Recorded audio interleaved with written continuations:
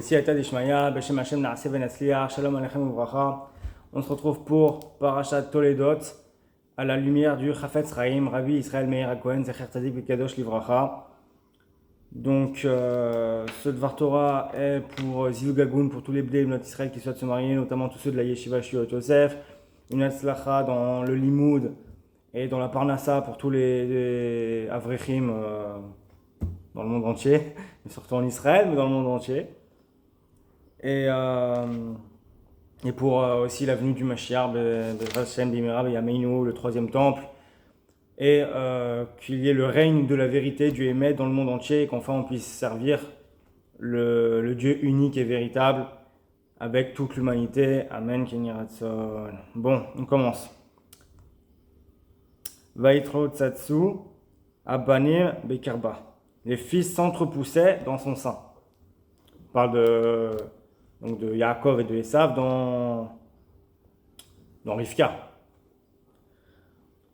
Donc nous dit le Chafetz Chaim. On a dit quand que Yaakov et Esav se trouvaient déjà en conflit dans le ventre maternel et qu'à sa naissance, Yaakov tenait le talon de son frère. L'Écriture nous enseigne qu'Esav cherche depuis toujours à piétiner Yaakov et qu'il y parviendrait si ce dernier ne retenait pas son talon. Intéressant. Vayomer Esav ine anochi oler lamud velama zeli bechora. Esav dit, je vais mourir, à quoi me sert le droit d'aînesse? Donc nous dit Chafetz Chaim, le contraste est vraiment frappant. L'évocation du jour de la mort conduit le juste au repentir et à la crainte du ciel. Chez Esav, c'est exactement le contraire. À l'approche de la mort, il dénigre le sacré. On a un petit commentaire dans Maasai Lameler. Le juste tient compte de l'enseignement de cette Mishnah. Avot 4.21. Ce monde ressemble à un corridor devant le monde futur. Prépare-toi dans le corridor pour entrer dans le palais.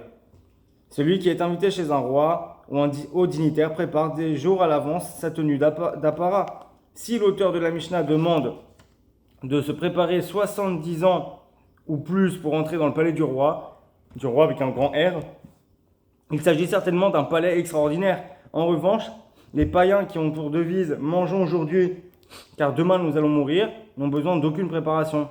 Puisqu'Esav est sur le point de mourir, son droit d'aînesse ne lui est plus d'aucune utilité. À propos de ceux qui dépensaient une fortune pour édifier une stèle magnifique sur la tombe de leurs parents, le Chafetz Chaim déclarait « Il est stupide de construire des pierres tombales luxueuses à la mémoire des parents et de fleurir leur lieu de sépulture, en croyant faire du bien à leur âme.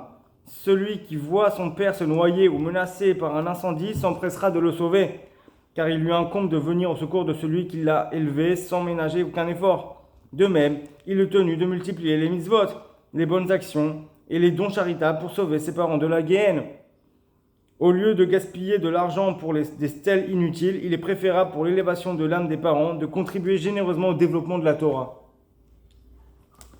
C'est vrai que c'est intéressant, c'est vrai qu'on a tendance, surtout les Français, puisque les Israéliens, quoique les Israéliens, non, c'est surtout ceux qui viennent d'Europe. Sinon, on va dire les séfarades qui viennent pas de France, mais les séfarades qui viennent du bled, ils sont moins, enfin je crois, hein, je sais pas non plus, je connais pas tout le monde, mais ils sont moins dans le, voilà quoi, la pierre tombale, il faut que ce soit un truc de fou, ils sont moins dans le côté comme ça, un peu superficiel de la chose. Et il est vrai, il a raison de Chafetz Chaim de s'indigner, mais arrêtez tout cet argent que vous dépensez pour une pierre tombale de luxe et des trucs de fou, pour la décoration de la tombe, ça sert à rien pour l'âme, mais vraiment à rien. Alors que tout cet argent, vous l'investissez dans la Torah, dans la Tzedaka, donc quoi que ce soit, l'Eilou Nishmat pour l'élévation de l'âme défunt, ah bah là vous avez grave aidé son âme, mais alors là, sinon ça sert à rien quoi. C'est intéressant. Vayahperu Avde Yitzhak Banachal. Les serviteurs d'Isaac creusèrent dans la vallée.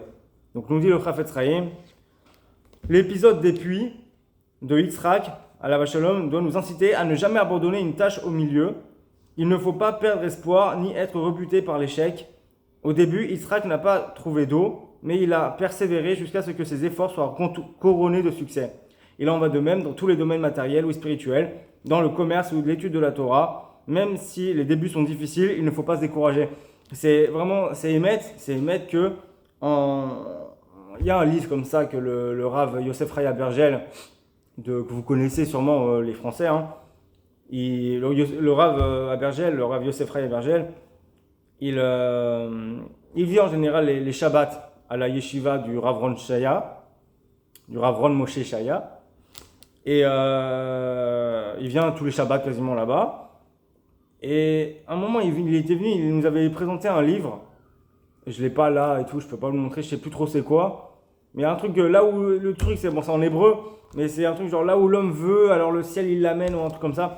Et en fait, il y a même, même marqué là-bas d'Afka que même un goy, un non-juif, si Mamash, il a une volonté, il veut arriver à telle chose, il y a des sages qui disent Ken, d'Afka, ce kohar qu'a l'homme en général, c'est l'homme en général, c'est pas que les juifs, même les goyim, toute l'humanité a ce kohar du fait que Chaviu Adam Shenivra B'Tselem, l'homme a été créé à l'image de Dieu, on a une force, chaque être humain a une force, en fait, on a une sorte de partie de Dieu en nous, tous, même les non-juifs, c'est juste que, après, on va mettre que l'âme n'est pas exactement n'est pas la même chez les juifs, chez les non-juifs, etc.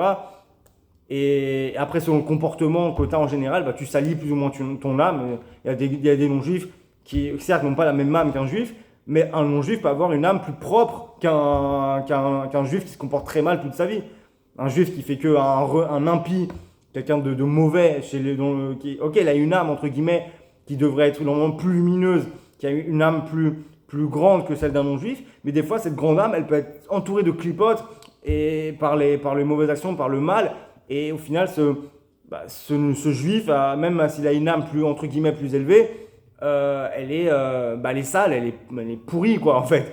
Alors qu'un non-juif qui maintenant va faire ses 7 lois de Noé, il va faire plus que ses 7 lois de Noé, il va vouloir vraiment faire le bien autour de lui, vraiment être quelqu'un voilà, c'est quelqu'un de respectable, quelqu'un de gentil, quelqu'un qui fait bien à la personne.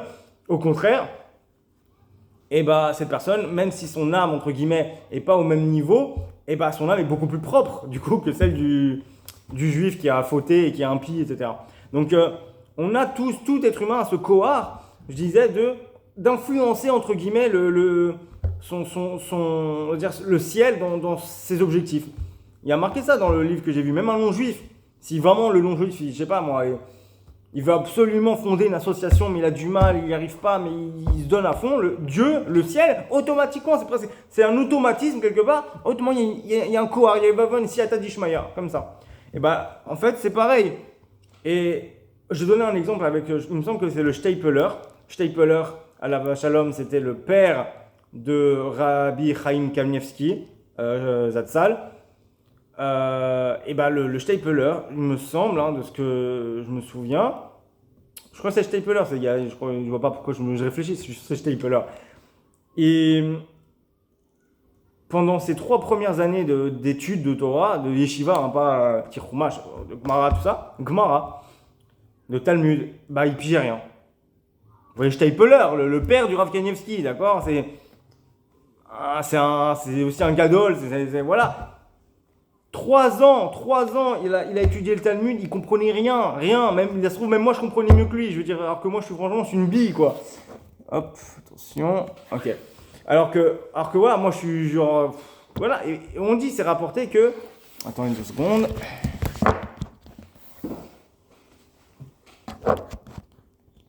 Voilà. Un peu plus comme ça, voilà, c'est bon. Donc, et c'est rapporté que pendant 3 ans, il ne pigeait rien. Voilà. Et regardez, il aurait pu abandonner les 6 premiers mois, après 1 an, après 2 ans. Non, il a continué, jusqu'au bout, il a continué. Et après 3 ans, tac, ça s'est débloqué, ça y est, c'est devenu Stapler. Bon, pas en 3 ans, hein, mais vous avez compris, c'est que ça s'est débloqué. Et ça y est, il a commencé à comprendre, ça y est, ça commence à devenir normal, fluide, et il y est arrivé. 3 ans,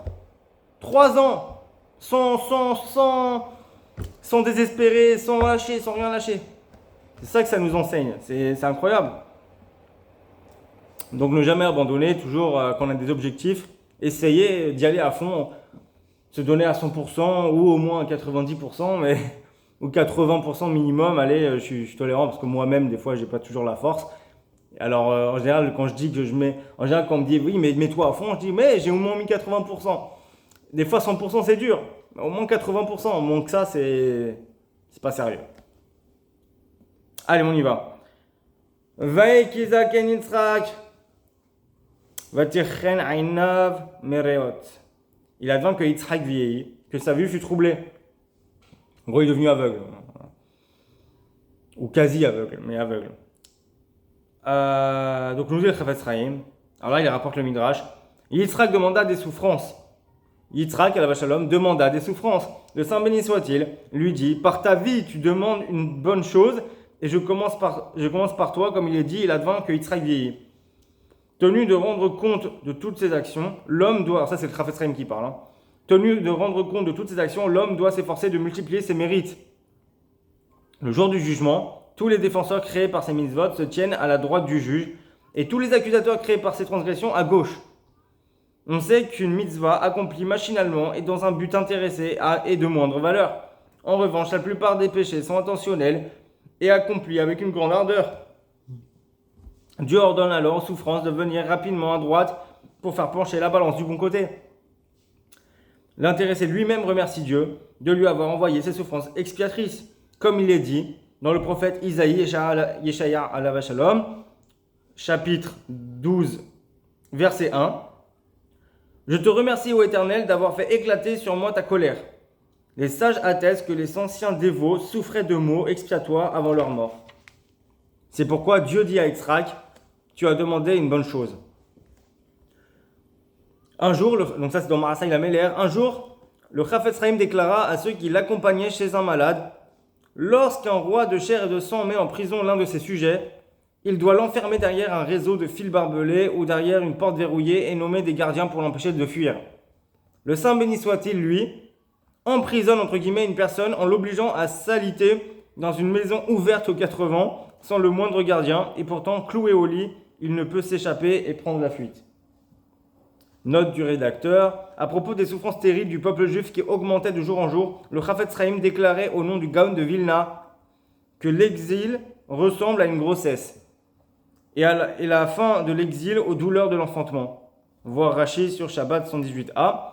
Une parturiente en proie à de grandes douleurs se console à l'idée que l'aggravation de ces maux est le signe de la délivrance imminente. Si le Chafetz Chaim avait assisté aux atrocités de la Shoah, le Chafetz Chaim il a vécu jusqu'à après la Première Guerre mondiale. Il a vécu la Première Guerre mondiale et entre la première et la deuxième, il est décédé.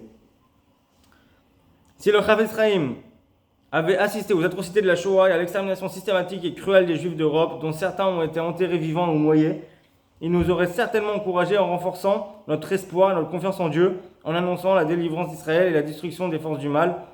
Que Dieu, dans sa grande miséricorde, ait pitié de nous et nous accorde la délivrance complète prochainement de notre vivant. Amen. Donc, Vayomer ine na zakanti lo yadati yom moti. Il dit, j'ai vieilli, je ne connais pas le jour de ma mort. Nous dit le Chafetz Chaim. Yitzhak avait alors 123 ans, voit Rashi sur le verset, et il vécut encore 57 ans. Excusez-moi. Et il vécut encore 57 ans. Néanmoins, il pensait chaque jour à sa fin. Nous devons suivre son exemple. Si notre espérance de vie est actuellement de 70 ou 80 ans, nous devons préparer nos provisions entre guillemets pour le monde futur pendant de nombreuses années. Dernier verset. Mita la shamaim mishmane haaretz. De la rose et des cieux et des sucs de la terre. Nous dit le Chafetz Chaim. Esav reçut aussi ces deux bénédictions, mais dans l'ordre inverse, car Yaakov accorde la priorité à la spiritualité, la rosée céleste, et Esav au suc de la terre, c'est-à-dire aux valeurs matérielles. En outre, Yaakov ne reçoit ces bénédictions que s'il les mérite, alors qu'Esav y a droit qu'il soit juste ou méchant. C'est Rashi qui rapporte ça, c'est incroyable. Dès lors, un juif ne doit pas se plaindre de la providence. Dès lors, un juif ne doit pas se plaindre que la providence lui impose la pauvreté.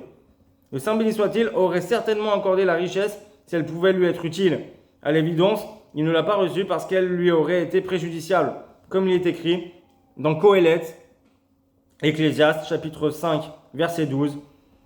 Il est une richesse qui est gardée pour son propriétaire à son détriment. Voir aussi le commentaire sur Azinu, page manquée. C'est hyper intéressant. Parce que Esav, à Racha, lui aussi, il a eu une sorte de miette de bénédiction à la fin. Mais il a été aussi béni. Et apparemment, voilà, lui aussi il a reçu la rosée des cieux, les sucs de la terre, sauf que lui c'est d'abord les sucs de la terre et après la rosée des cieux. C'est-à-dire que Esav, ils ont une bracha de spiritualité aussi. Donc il y a quelque chose, il y a aussi un héritage. Et moi je me dis, Esav c'est qui? C'est Édom. Édom, c'est le christianisme. On peut voir comme ça, on peut voir que Édom, le monde occidental, on va dire que c'était tous des barbares.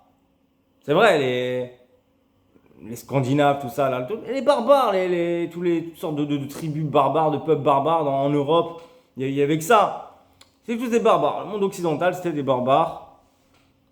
Et des polythéistes, des païens pour la plupart, jusqu'à ce que vienne le christianisme. Le christianisme,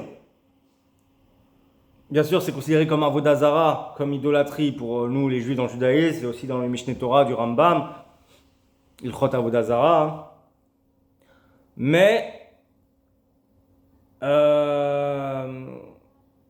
faut comprendre que les chrétiens, nous on leur reproche une chose, parce que nous, par rapport à nous, ce qu'ils font, c'est de l'idolâtrie. Si un juif fait la même chose qu'eux, c'est un idolâtre, c'est assourd et c'est grave, c'est dramatique. Par contre, il faut savoir que c'est une marloquette, c'est une divergence chez les sages concernant les 7 lois de Noé. Est-ce que les 7 lois de Noé interdisent l'association? C'est-à-dire que les chrétiens, c'est pas ils croient en un faux Dieu. Ils croient au même Dieu que nous, au vrai Dieu, le Dieu d'Israël, Dieu le Père, créateur du monde entier. Ils croient au même Dieu que nous, le Dieu d'Israël. Ils croient au Tanakh, ils croient à la Bible hébraïque, ils y croient. Donc, ils y croient, mais ils associent à ce Dieu toute une famille. Non, mais disons que voilà, vous voyez, c'est pas que... Bon, déjà, Marie, ils la considèrent pas comme... ils disent que c'est la... Bon, je vais pas le dire parce que c'est un blasphème, mais mais ils disent pas que c'est une déesse, ils disent pas que c'est une déesse. Jamais, aucun chrétien dit que Marie est une déesse, c'est faux. Elle est humaine, juive, tout ce qu'il y a de humain et de juif, mais elle a enfanté par miracle, genre... Je peux même pas le dire, c'est un blasphème, voilà. Mais ils croient pas que c'est une déesse, c'est déjà ça. Donc quand ils prient vers Marie, en fait, c'est une intercession, comme beaucoup de juifs séfarades pour la plupart d'ailleurs font, en allant sur la tombe de je ne sais quel sage et de dire tiens, Rabbi Intel, intercède pour moi, s'il te plaît, va voir Dieu, dis-lui qu'il faut, s'il te plaît, plaide pour moi, va voir Dieu, s'il te plaît, s'il te plaît, pour plaider en ma faveur, etc., etc. Alors, c'est pas de l'idolâtrie, enfin, pour certains, c'est pas de l'idolâtrie parce que on prie pas le sage. On demande au sage d'intercéder pour nous. Et c'est ce que les chrétiens font avec Marie et avec tous leurs saints, voilà, c'est ce qu'ils font. Donc qu'est-ce qu'on reproche en fait?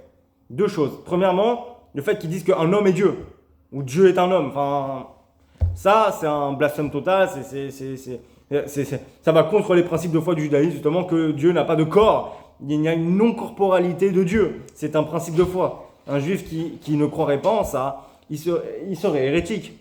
Donc du coup, on nous dit que du coup, il y a ce problème-là. Mais en plus, on a un deuxième problème, c'est que en général, surtout chez les catholiques et les orthodoxes, il y a des statues. Il y a des psalim, il y a des statues, des représentations, des statues.